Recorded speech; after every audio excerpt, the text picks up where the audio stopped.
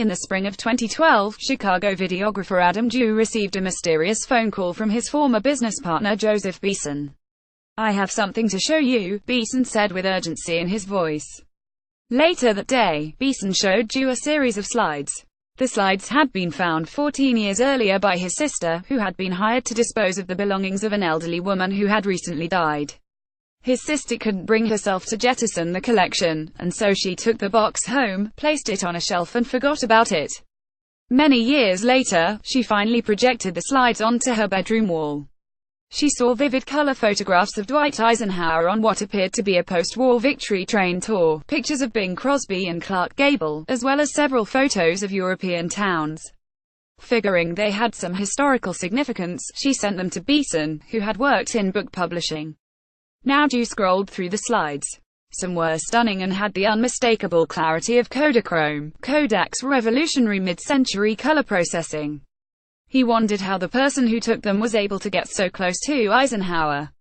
They must be important, he thought. Then Beeson showed him another picture, the first of two nearly identical slides. These had not been in a tray, but tucked underneath, wrapped in parchment paper. Jew gasped. Staring at him was a small, brown, withered body inside what appeared to be a glass case. The figure had withered arms, shriveled legs, a large triangular skull with elongated eye sockets, and a tiny sliver of a mouth. He had but one thought. He was looking at a dead space alien. Until that day, Jew had spent little time pondering UFOs. He's a stout father of three who shoots freelance sports videos for a living. People would describe him as gruff, diligent, short on chit-chat, hardly the type to be chasing little green men. But he just couldn't stop thinking about the slides. "I knew immediately it was a good story," Jew told me a few months ago as we sat outside our coffee shop in Frederick, Maryland. Whatever was on that slide was a great story. Jew had long dreamed of making a documentary, and suddenly he had the ultimate topic. He convinced Beeson, his friend, they should research one together. The pair found out that the pictures were found in the garage of a woman named Hilda Blair Ray near Sedona, Arizona. Jew only knew of one UFO place, Roswell, New Mexico, just a state away. A UFO supposedly had crashed there in 1947, and many believed it to be one of America's biggest government cover-ups. In its 231-page report about the incident, released in 1997, the U.S. Air Force denied all of it. Could this be related? Newspaper headlines dated 8 July 1947, shortly after the Roswell crash. Photograph SIPA, Pressrec, Shutterstock news accounts and military documents all confirm a celestial device tumbled to Earth that night in Roswell, but this is where the stories divide. Witnesses and their relatives describe a destroyed flying saucer that broke into two wreckage fields. Aliens, many of those witnesses say, were found in the mangled craft, and then transported to a top-secret site. The military, after first announcing a flying disc crash, quickly revised their story, saying it was actually an experimental weather balloon. For years, the Roswell incident was largely unknown outside New Mexico until 1978, when a Canadian nuclear physicist named Stanton Friedman met an Air Force officer who had been there. Intrigued by the man's story, Friedman researched the case, and helped make a documentary called UFOs Are Real. Soon after the documentary's release, the town turned into an extraterrestrial mecca, giving birth to a culture of self-declared researchers yearning to find the truth about the event. Some of those, like Tom Carey, a retired Philadelphia businessman with a background in anthropology, and Don Schmitt, who owns a ranch in southern Wisconsin, have written several books on the subject. But so far their evidence is only anecdotal, and their years of research have not provided any physical proof aliens crashed at Roswell. If Roswell turns out to be true, it's the story of the millennium, Schmitt says. By 2012, time was running out on Roswell. With nothing tangible to link the accident to aliens, Roswell was becoming a cold case. Then Joseph Beeson contacted Tom Carey. At first, Carey was suspicious. He had been disappointed enough times by phony claims of Roswell evidence, and his first reaction was to distrust any new discovery. To make matters worse, Beeson also struck him as secretive, insisting that anyone who looked at the slides must first sign a non-disclosure agreement. Still, Carey felt an obligation to pursue any Roswell possibility, so he signed the non-disclosure, and in return he was emailed a scan of one slide. When Carey opened the email attachment in his Philadelphia area home office, he jolted in his seat. Clearly visible on the figure's head was a dark mark similar to other black blotches across the body's torso. It appeared to be some kind of skin discoloration, but to Carey, who has anthropology degrees from 2 different universities, that mark on the head was something else. Child of Earth, he said to himself. In the American Southwest lives a small reddish-brown insect called the Jerusalem cricket. It has a faint, dark indentation on its head, almost like a newborn's still-melding skull. The Jerusalem cricket's more common name is the potato bug, but in Spanish it is known as El Niño de la Tierra, the Child of Earth. The daughter of Dan Dwyer, a Roswell firefighter in 1947, has said her father saw 3 of the aliens at the crash site. When pressed by his children to describe them, he had said Child of Earth. Those 3 words had haunted Carey for years. What did that mean? Carey assumed it had something to do with the Jerusalem cricket, but how now? The answer glowed from his computer screen. For me, that was almost like a fingerprint, Carey says. When I saw that image and saw that marking on that body lying on the slab, it jumped right out at me. That's what Dan Dwyer was talking about. Also, the body looked exactly like what had been described to me by several eyewitnesses: frail, big head, etc. My first thought was this has to be one of the Roswell bodies. It was a photo, and it was taken right after recovery. Suddenly, Roswell had its most promising lead in years. What do you want of me? Beeson remembers Carey asking. I want you to help verify, Beeson replied. With Carey and Schmidt's guidance, Beeson and Dew began what UFO experts call an investigation. They took the slides to professors, color experts and animators. They cut one of the images from its cardboard border to look for a date code, then had it run through a drum scan to improve clarity. A digital illustrator made a 3D image of what the body might look like alive. They consulted people at the Kodak headquarters in Rochester, New York. The experts told them the slides were real, had not been tampered with, and were from between 1945 and 1950, making it possible the photos were taken right after Roswell. They looked more into Hilda Blaire's life. She had a pilot's license and worked as an attorney. She was one of the first women to graduate from the University of Minnesota's law school and had married a geologist named Bernard. The couple moved to Midland, Texas. Bernard became head of the powerful West Texas Geological Society. They never had children. They roamed the world. Beeson and Dew started to suspect Hilda might have known Eisenhower's wife, Mamie. Eisenhower's great-granddaughter Laura once claimed the president actually met aliens while he was president. They wondered how deep Hilda and Bernard's connections went. Looking at a map, they realized Roswell, New Mexico, is 250 miles from Midland, Texas. They thought that seemed close. You start to fill in the blanks, Dew says. Carey took a photo of one of the slides to an old associate at the University of Toronto, Richard Doble, who noticed the figure had half as many ribs as a human, no collarbone and its arms attached to the top ribs. The more you look at it, the more you realize it is not from Earth, Doble later said. But finding other opinions was challenging. Schmidt says American scientists hold up a cross like to a vampire when the word extraterrestrial is used. He and Carey also worried that any Roswell evidence taken to a U.S. college that received federal funding would be shipped to the military and disappear forever. Dew still wasn't sure he believed in UFOs, but he was starting to think the figure in the slides was something. The more he went around Roswell, the stranger people acted. Does the government know you have this? One woman asked. Several others told him to be safe. Soon, Dew grew paranoid. He worried powerful people were interested in his slides. He wondered why the same white van kept parking in front of his house. His wife thought his UFO pursuit was absurd and wanted nothing of it. Finally, he loaded a copy of the slides onto his phone and went to Roswell. He showed the photos to the children of witnesses and filmed their responses. Then he tracked down Eliezer Benavides, an Air Force base veteran who claims to have seen the aliens when they were brought to the Roswell base. That's what I saw in 1947, Benavides said after looking at the slides. That was a chill-inducing moment for us, Dew says. Dew started to put together the trailer for his documentary, which gives a flavor of his truth-seeking efforts. By the fall of 2014, whispers trickled through the UFO community that Carey and Schmidt had photographs of a Roswell alien. The world of UFO research can be a vicious one, filled with self-proclaimed researchers certain they can find evidence others have not. You don't need an advanced degree to be a UFO researcher, says Kevin Randle, a UFO researcher himself, as well as an author, blogger and radio host. In 10 minutes you can say I'm a UFO researcher and start posting on internet message boards.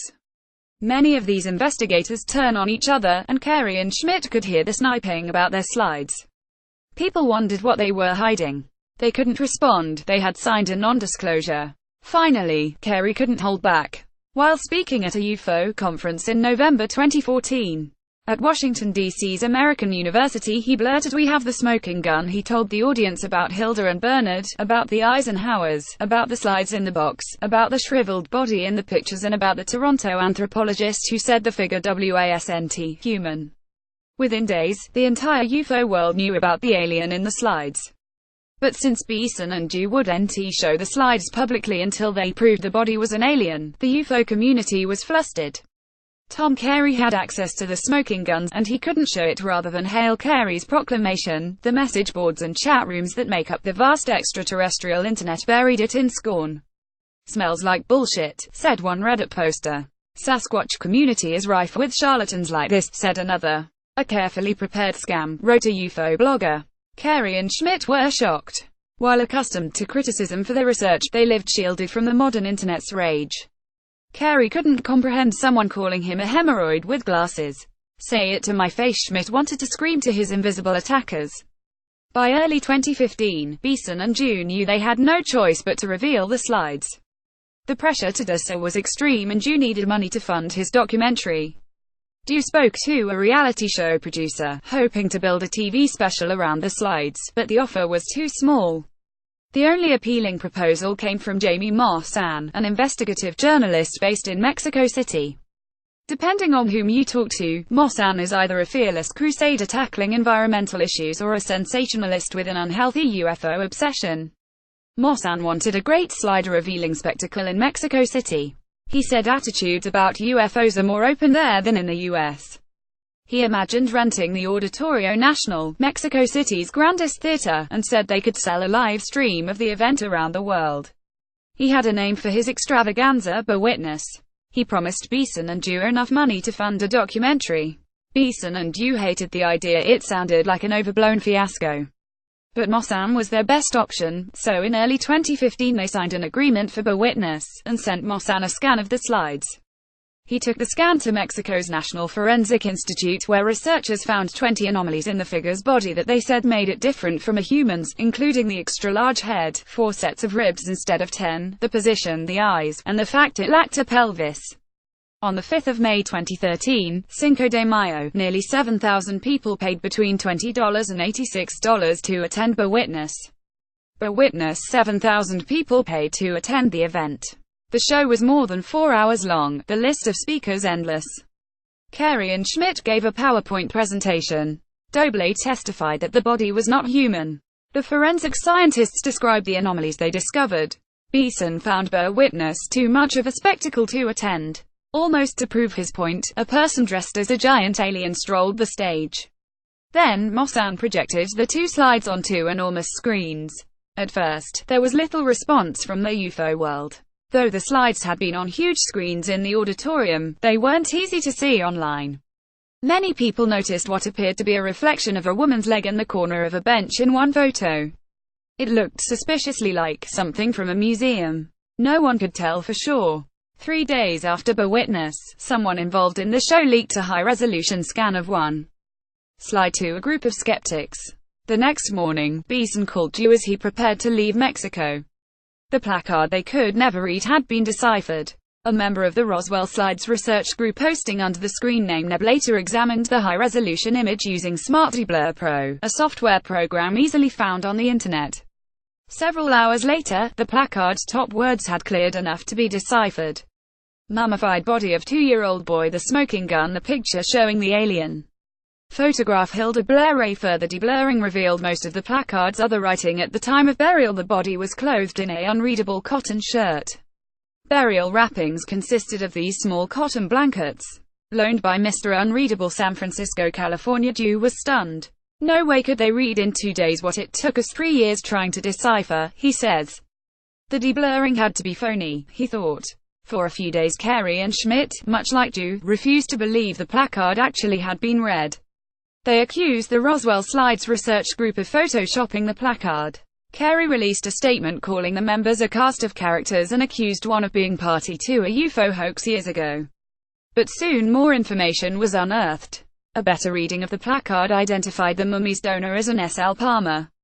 Debunkers located government records showing Palmer discovered the body in 1896 near Montezuma Castle, a series of cave dwellings cut into the Arizona cliffs about 30 miles from the garage where Beeson's sister initially found the slides.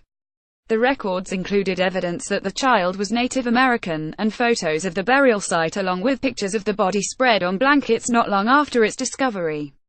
The mummy was traced to the Chapin Mesa Archaeological Museum in Mesa Verde, Colorado. The museum confirmed the child's body had been on display for years, which is where it seems an attorney and geologist named Hilda and Bernard might have snapped photos of it in the later 1940s. "The smoking gun ripped to the Roswell Slides," screamed a UFO blog headline. "Fraud put to rest," said another. "Busted," shouted one more. A road sign near Roswell.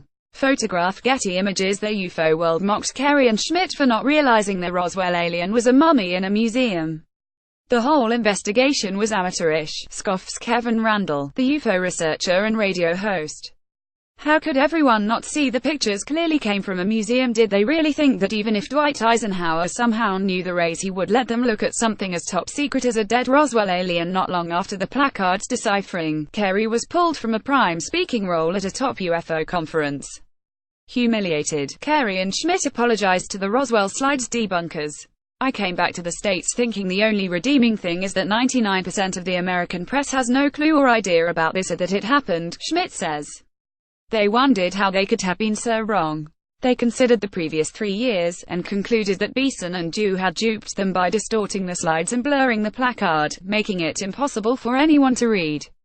They said Beeson and Ju only showed them a low-resolution photo that kept them from realizing the body was in a museum. It was a very sophisticated hoax," Carey says. "Ju manipulated the slides. The one clue we couldn't figure out was the placard, but they played hocus-pocus with the placard. We were given something that had been altered. These guys would tell you they were being upfront and honest, but they were controlling the slides," says Schmidt. "I shouldn't have trusted them as much as I did. But why? That's why Ju did it," Carey says. Night is falling outside the coffee shop where Ju tells his story. He gazes into the inky darkness, then shakes his head. He says he and Beeson did show Schmidt a high-resolution version of the slides early in their investigation, and the experts they approached were those recommended by Carey and Schmidt. He insists he has always tried to remain neutral about the slides, even as he and the others let their imaginations stretch random pieces of Hilda's background into believing they had the world's only photos of a Roswell alien. When asked if he wanted too much for the body to be an alien, something Carey and Schmidt both admitted to me that they themselves did, and that he was willing to set aside all good sense, he said, "I'm definitely guilty of not discouraging the talk of it being alien. It was good for the project. Beeson has moved on, but Ju wants to finish the documentary. He will call his film Kodachrome, a tribute to the red processing label stamped on each of Hilda's pictures. It is, after all, the reason he dedicated 4 years to the slides and why he still clenches his jaw as he denies Carey and Schmidt's charge that he manipulated the photos. They got their hopes up," he says. "They will never get the answers they are looking for. They dedicated their lives to this. Me, I just go back to shooting high school football." He chuckles. His laugh clanks empty under the vast night sky.